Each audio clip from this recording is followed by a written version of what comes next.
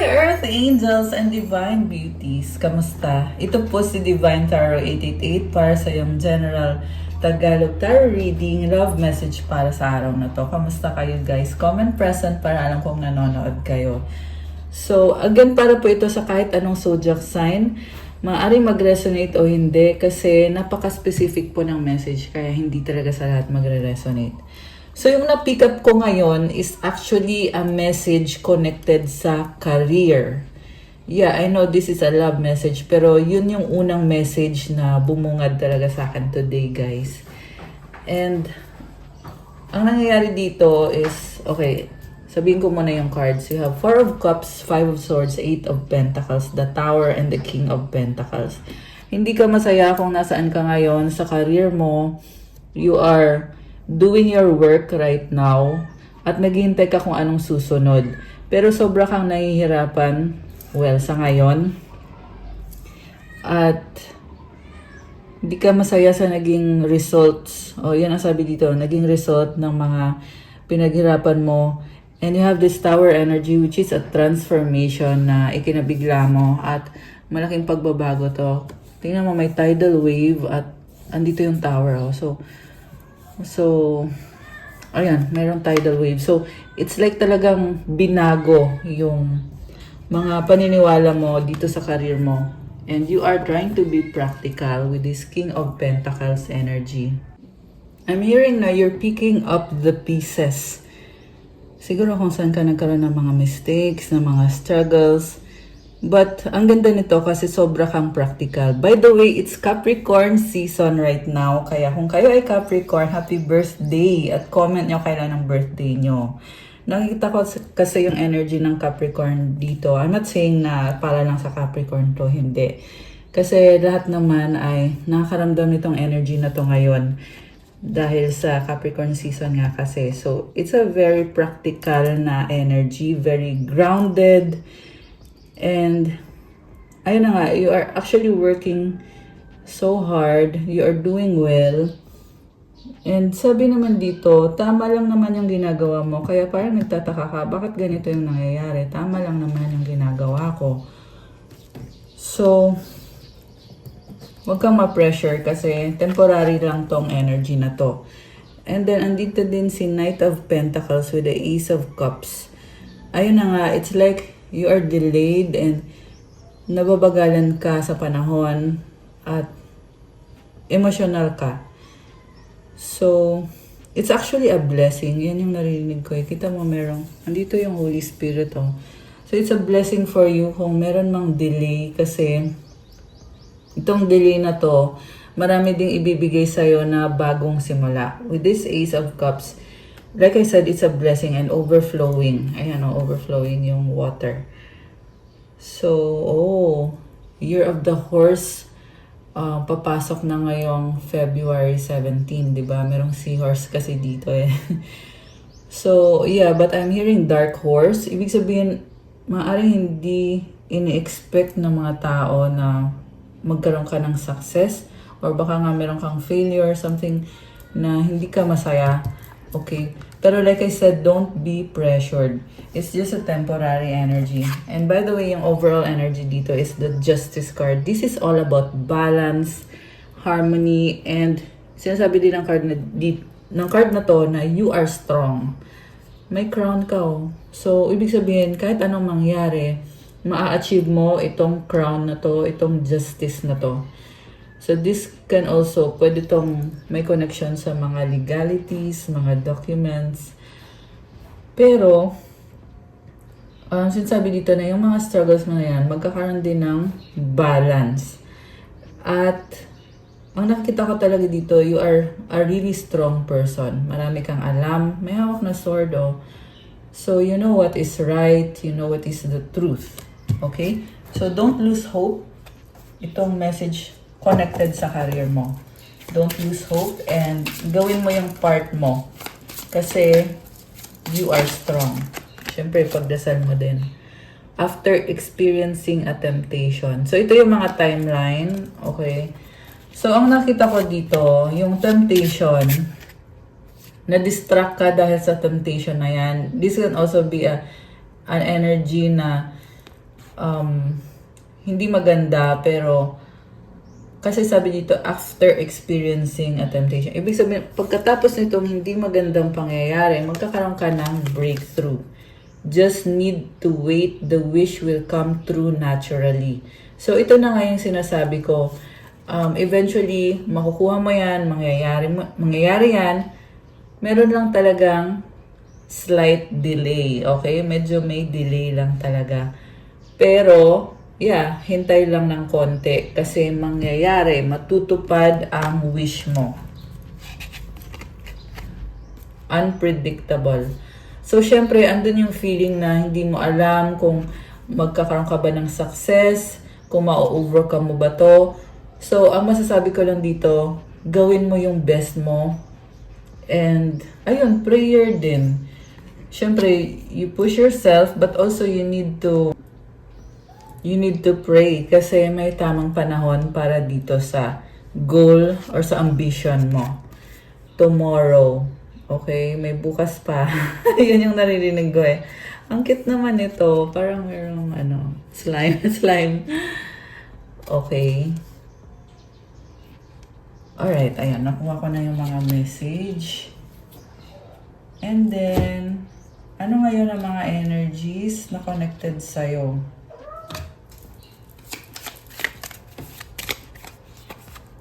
Stork. Oh, wow. This is nice.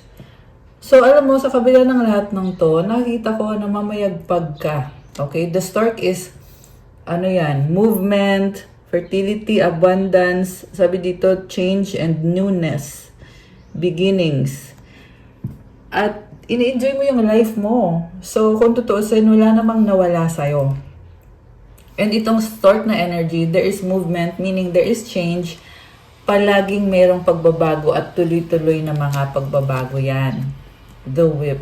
Oh, you are so fierce. Purging. So, siguro andun ka sa feeling na kailangan mo i-release yung mga hindi magandang nangyari or kung may nasabi ba sa'yo na hindi maganda na nasaktan ka. Kasi purging eh. And yung pain na nararamdaman mo, sinasabi sa'yo na you are on the process of healing, purging. So don't overanalyze, di ba? Just let it happen. Crossroads. Okay, hindi ka makapag-desisyon ngayon. The stars. Alam mo, kahit andyan ka sa point na hindi ka makapag-desisyon, pero you have these stars na nagbibigay liwanag sa'yo at magaan yung pakiramdam mo. Okay, anything else? Journal. Study. Okay, so siguro mahilig ka mag-study. Ano ba to? Mahilig kang magsulat. Okay. And journal is also taking note of kung ano yung kailangan mong matandaan or kung ano yung kailangan mong gawin. The child. Oh, this is fun. Magaan at lilies. Okay. Okay naman pala eh. So, itong lilies, it symbolizes also abundance, harmony, sabi dito, peace. So, magaan yung pakiramdam, masaya, there's so much fun, and there is change or transformation. The world. Oh, wow. Endings and new beginnings. Alam mo, nasa point ka ngayon na tinitingnan mo eh. Tinitingnan mo sa ibang angle yung sitwasyon. So, itong ending and new beginning, it's a whole new world para sa'yo. And, makakapagsimula ka ulit. Okay? Yan yung nakikita ko dito. Financial constraints. So, pinag-aaralan mo yung finances mo kasi you are very competitive. Okay? The Temple Path, number 12. So, again, abundance yung nakikita ko dito. Balance, stability, creativity. And meron ba sa inyo guys, nasa period of waiting din kayo. And sa bottom of the deck, action. Andiyan na naman yung horse, oh. So, I see you taking action, very balanced. May black horse, may white na horse.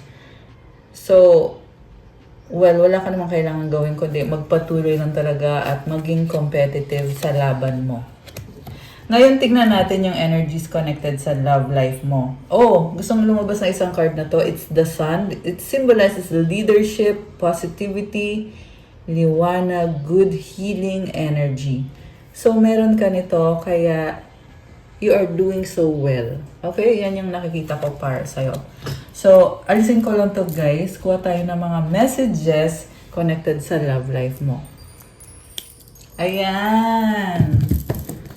So, love life mo. Tingnan natin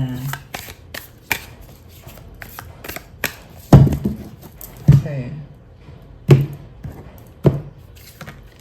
The Hanged Man. Grabe. Crossed by the Moon. Oh, wow. Three of Wands. The Devil sa bottom of the deck. Nine of Pentacles. Two of Wands. Okay. So, una sa lahat, tinitingnan mo sa ibang angulo itong sitwasyon na to at this is a stressful situation, sabi dito eh. Hindi mo to maalis sa isip mo. So, sinasabi na agad sa'yo dito na you have to kailangan mong ayusin yung sarili mo. Kasi, nakahang ka eh. Walang movement. And eventually, nakikita ko sa'yo, magiging single ka. And then, pwede tong long distance relationship or mabagal yung progress sa relationship kasi we have Knight of Pentacles sa bottom of the deck. Okay. Merong iba dito nagkaroon ng third party situation or yung person na ka-deal mo ay sobrang mysterious at hindi mo siya maunawaan, hindi mo alam kung anong nangyayari. So, masyadong malihim itong person na to. Baka meron kang ka-deal na Capricorn, Cancer, meron ditong Pisces. And then, fire sign, Aries, Leo, Sagittarius, air sign, Gemini, Libra, Aquarius. Konti lang yung air sign, guys. Okay? Although this can be any sign, pero yung mga binanggit ko, yan po yung lumabas dito na posibleng yun yung signs mo or ng person mo. And then, so ito na nga, mabagal eh. Naiwan ka sa ere, naghihintay ka, walang movement. And then, yung person na ka-deal mo, merong pag-uusap eh, or travel. So, yung pag-uusap na yan, parang matapang, okay? At nasasaktan siya, okay? Yan yung naririnig ko. Remember, hindi to sa lahat magre-resonate. General reading. So, anong outcome? Emperor, Four of Wands, Five of Swords. Okay, parang merong person dito, masculine energy na mapipilitan siyang mag-propose. And sinasabi ko mapipilitan kasi kaya lang niya gagawin yon para magkaayos kayo. Kasi ayaw niyang mawala ka sa buhay niya. So, yun yung intention niya. Kung mahal ka ba niya, nakikita ko, yes, may pagmamahal, oo, gusto ka niya, may attraction. Pero kung loyal ba siya sa'yo, sa totoo lang, hindi ko nakikitang loyal siya sa'yo kasi mukhang sarili muna niya yung priority niya. Medyo egoistic din kasi tong taong to. So, pag sinabi kasing sarili muna yung uunahin, ibig sabihin may malaking chance na may mga kausap siyang ibang person. And at some point in your life, itong person na nakikita ko nakapag-cheat na to sa'yo. Okay? So, pero tingnan natin anong cheating ba yung ginawa? Oh, ayan. It's a confirmation of Seven of Swords. Hindi rin kasi siya open sa'yo. Parang paasa to eh. This is the kind of person na sabi niya, okay tayo, ano ka ba? Parang ganun yung nakikita ko sa kanya. Sabihin na niya na okay kayo para tumahimik ka na. Okay? Pero hindi naman ibig sabihin na wala siyang pagmamahal sa'yo. Kaso lang aanin mo yung pagmamahal kung masistress ka lang naman din. Ayan. Yung maingay naglalarong cat. may cat ako dito, guys. Ayan, naglalaro siya. So, yan yung naririnig nyo. So, nasa na ba tayo? Oh my gosh, someone is so broken at grabe. Alam mo itong person na to, sabihin na natin, oo, ikaw yung mahal niya, pero nasa sitwasyon kasi siya ngayon na nakastuck siya dun eh. Merong family, okay? Pwede tong extended family or may family na talaga siya.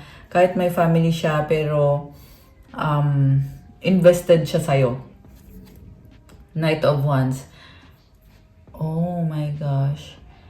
So, someone, gusto niyang, okay, pwedeng ikaw to ha, roles can be reversed.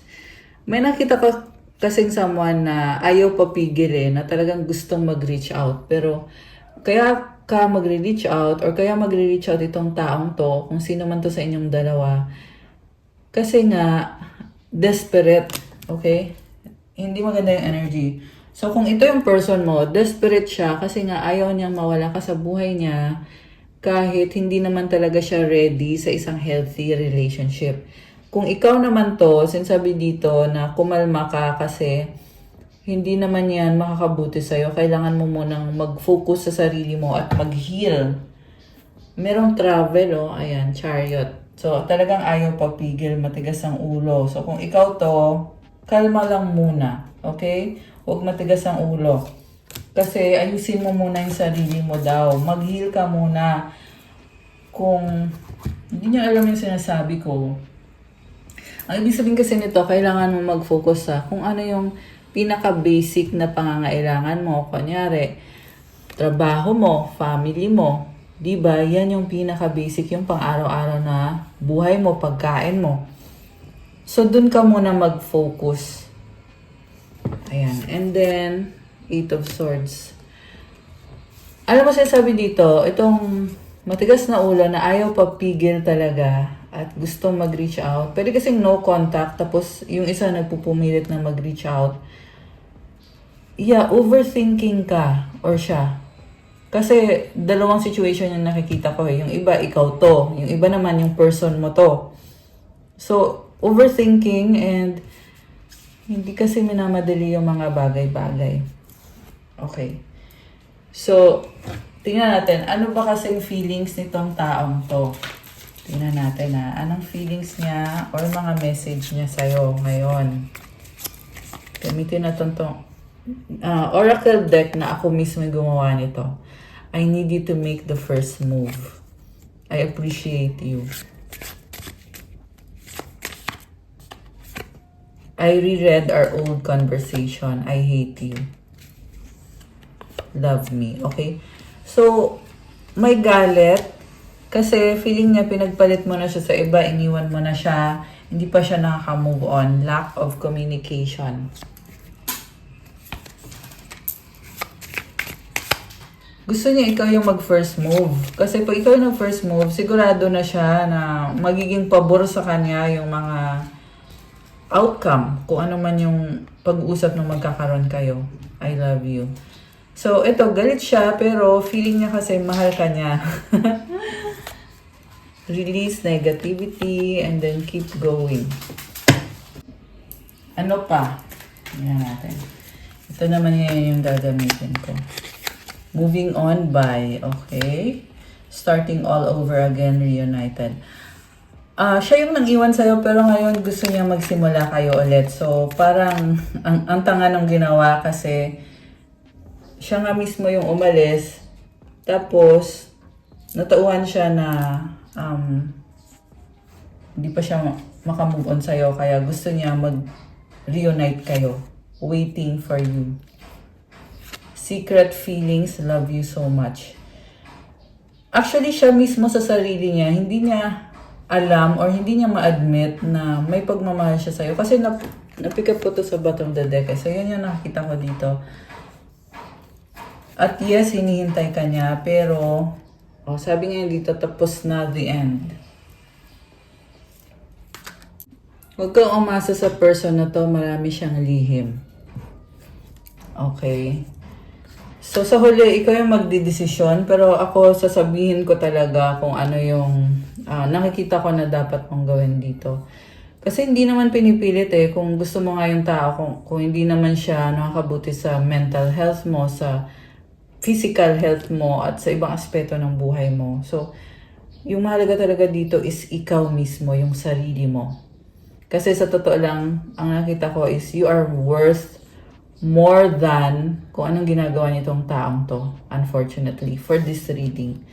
So, kung kayo yung nag-resonate dito, comment kayo para alam ko. Kukuha ko kayo ng messages galing sa angels nyo, okay? At yung mga messages na yon, tingnan natin kung ano ba talaga yung kailangan mong gawin ngayon. So, alisin ko muna itong mga cards na to. Ayan! Okay, so, tingnan natin guys. Ano nga ba ang mga kailangan mong marinig ngayon na mensahe from your angels? Empowerment. I love this. So, in case hindi mo alam kung ano yung worth mo or yung value mo, sinasabi dito, you are empowered. May bagong energy. Mukhang lalo kang lumilevel up. So, i-claim mo tong napakagandang energy na to. Comment, claim empowerment. I am empowered.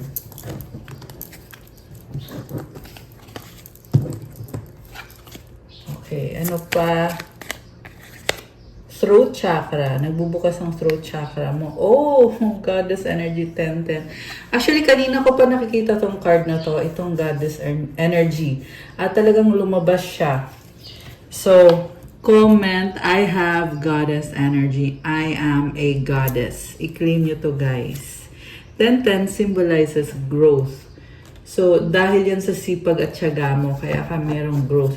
Itong throat chakra, tinutulungan ka. Pag naka-open yung throat chakra mo, tinutulungan ka sa manifestation mo, how you present yourself, how you communicate. Okay, ano pa? Solar plexus chakra. This is about your authenticity and yung creativity mo. Also, yung pagiging unique. 33, ayan. Abundance and creativity ulit. So, we have Isaiah 43:18-19. Forget the former things, do not dwell on the past. See, I am doing a new thing. Now it springs up, do you not perceive it? Alam mo, sinasabi ni God sa'yo, kalimutan mo na yung nakaraan o yung nangyaring hindi maganda. Kasi may ginagawa siyang bago para sa'yo. At ngayon, it springs up. So, meaning it's opening up and it's here. Hindi mo daw ba nakikita yung ginagawa ni God na pagbabago para sa'yo? I am making a way in the wilderness and streams in the wasteland. So, biruin mo yon kahit nasa wilderness ka or yung tipong hopeless ka, madilim, malungkot, pero gumagawa ng paraan si God. Gumagawa siya ng daan at ng stream sa wasteland. Ibig sabihin yung wasteland, talagang wala na talaga. There is nothing, pero gagawan ng paraan ni God para sa'yo. Ayan guys. So to claim this beautiful energy, comment Isaiah 43:18-19. Ano pa? Ano pang mensahe for you? 444, okay, you are protected. Proverbs 3:5-6, trust in the Lord with all your heart and lean not on your own understanding. So, huwag kang magtiwala sa sarili mo lang na pag-unawa, but magtiwala ka kay God ng buong puso mo. Kasi si God yung nakakakita ng lahat. Kahit ikaw bilang tao, hindi mo nakikita or hindi mo nauunawaan, pero si God alam niya yan lahat. Kaya magtiwala ka sa Kanya kung bakit nangyayari ito sa buhay mo, kahit talagang sabihin na natin, nafe-feel mo na hopeless ka, pero magtiwala ka kay God. Okay? Kasi magugulat ka kung anong dahilan or kung anong blessing ang ibibigay niya sa'yo. In all your ways, submit to Him and He will make your path straight. Ibig sabihin sa lahat doon ang ginagawa mo, lagi kang sumunod kay God. Oh, 33, oh my gosh. Ayan, so nakita ko ulit sa screen ko yung numbers na yon. And again, this is about abundance and creativity. So, you are blessed with abundance, di ba? So, He will make your path straight. Itutuwid niya ang landas mo. Pero kailangan sumunod ka muna sa Kanya. Okay? Yan ang mensahe para sa'yo. Tingnan natin. Meron pa ba? sacral chakra. So, again, creativity. So, yung sacral chakra, ito din yung, dito ka din kumukuha ng vitality, ng passion, fire energy, okay? You may be feeling very passionate right now and creative. 55-55, it symbolizes change and blessing sa pagbabago. The universe has your back. I love it. Ibig sabihin kahit anong mangyari, may blessing para sa'yo. So, comment, the universe has my back to claim this energy. Healing energy. Okay. So, one step at a time lang. Earth Angel, comment, I am an Earth Angel. So, mukhang marami ka ding tinutulungan kasi ang Earth Angel is someone na may mission dito sa Earth. At you are a blessing sa mga people around you. Hebrews 11:6, without faith, it is impossible to please God because anyone who comes to Him must believe that He exists and that He rewards those who earnestly seek Him. So, baka kailangan mong bumalik kay God, or kung meron kasi dito nagdadasal pero kulang sa faith or walang faith. So, yun yung kailangan mong matutunan. Paano ko ba ibigay ang faith ko kay God? Paano ko ba i-surrender yung sitwasyon ko kay God? Kasi may reward kapag serious ka sa mga dasal mo.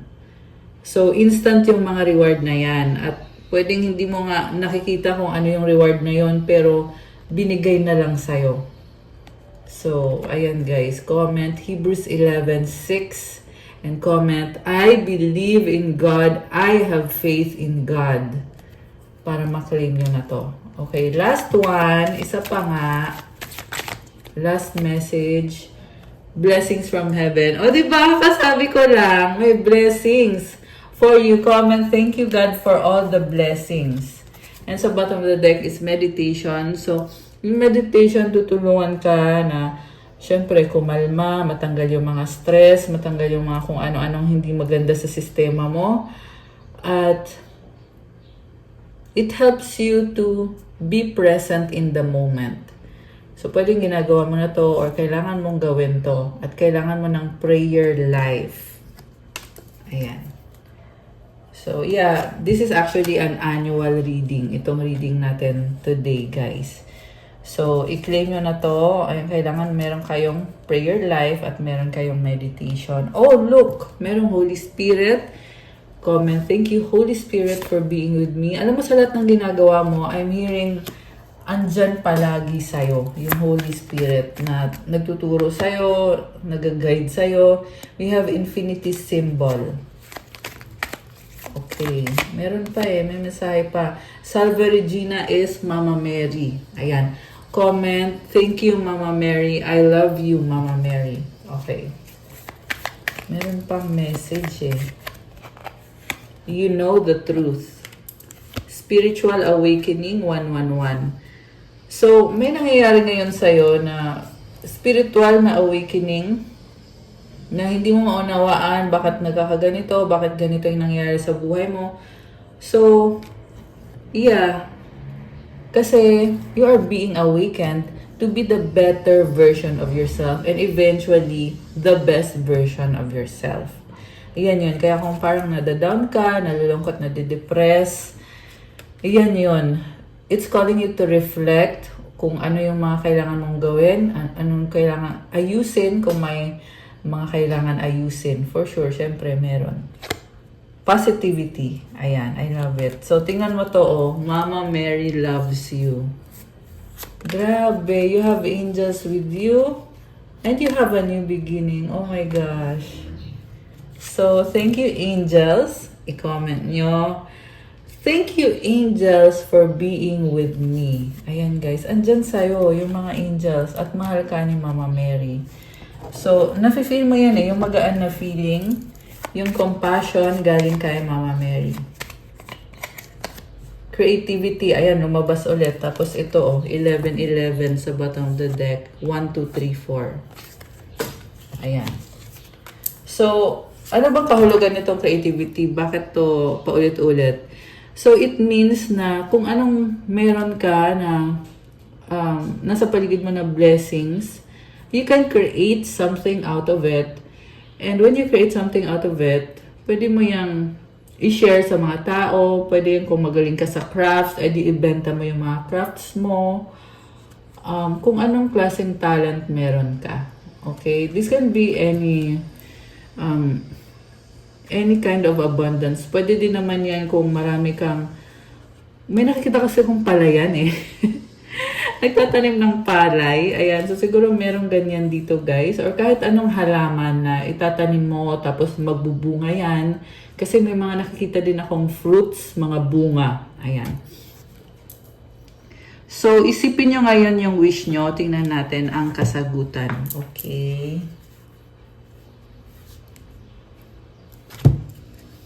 Ayan. So, mag-wish kayo, guys. Make a wish. Okay.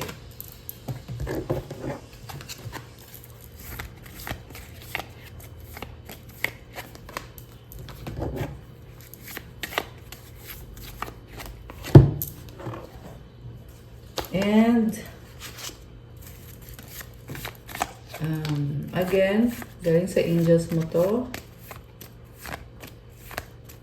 Isa lang. Isa lang ata yung message. Tapos, ito. Okay. Ready na ba kayo? Nabuksan natin ang sagot sa wish nyo. Comment, ready now, at bubuksan na natin to. Comment kayo dyan. Ano, ready na ba? Ready na ba tayo? Okay, buksan ko na, guys. Ang sagot sa wish mo ay... Oh yes, it's a yes! Oh my gosh! Claim it. Comment, I claim wish granted. At kung kailan mangyayari ang wish mo within the next few months. Oh my gosh! Ayan, guys. So, anticipate this wish granted sa susunod na mga buwan. At ang advice para sa'yo, ask your angels. Siyempre, kailangan magdasal ka sa angels mo kasi saka sila kikilos pag tinawag mo sila, nagdasal ka.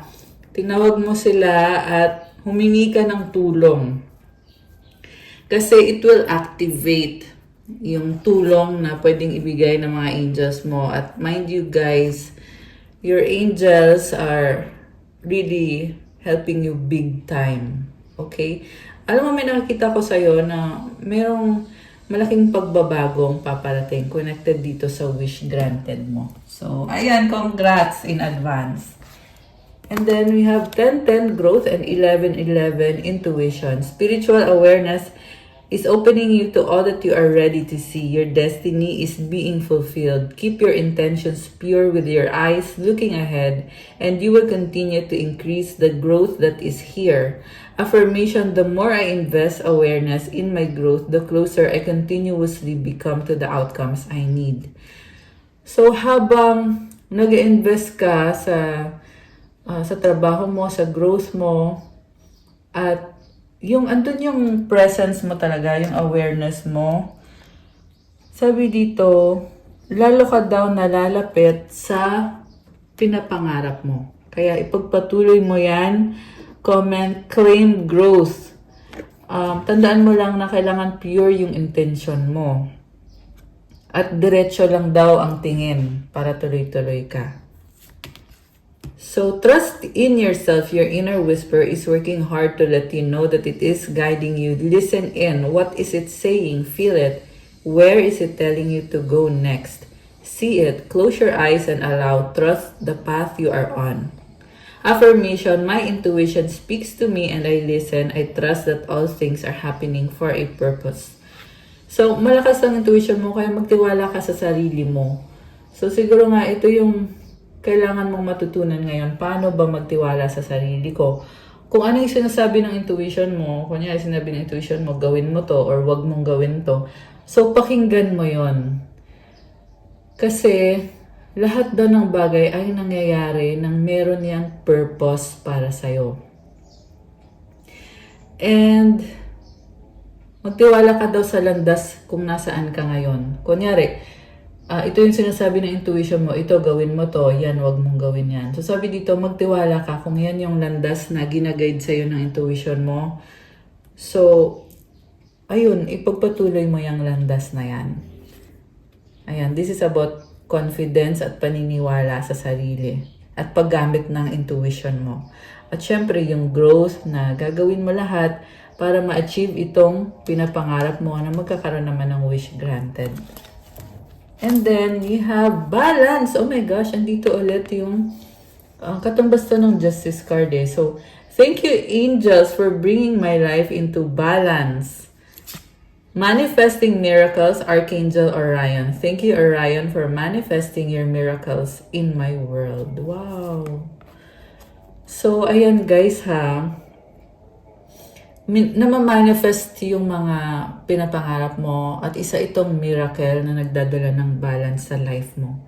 So, claim it! Ayan, claim it. So, that's all for our love message for today. Please like, comment, subscribe, hit the notification bell. Let me know kung nag-resonate ba or kung saan part nag-resonate. Kung kailangan nyo ng one-on-one reading, pwede kayong magpa-private reading. Message nyo ako sa Viber or WhatsApp. Nasa description box po yung contact details. Tuloy pa rin yung pa-promo natin ngayong January hanggang January 31 lang. 20% discount sa private reading for long-time subscribers. 50% discount for new subscribers. Mag-message lang kayo dun sa Viber at sa WhatsApp ko. Sabihin nyo, Miss Angel, pa-avail ng 20% discount. Matagal na akong subscribers. Ayan, thank you so much, Earth Angels. Have a good day. God bless you. Stay safe. See you again soon. Love you guys. Bye!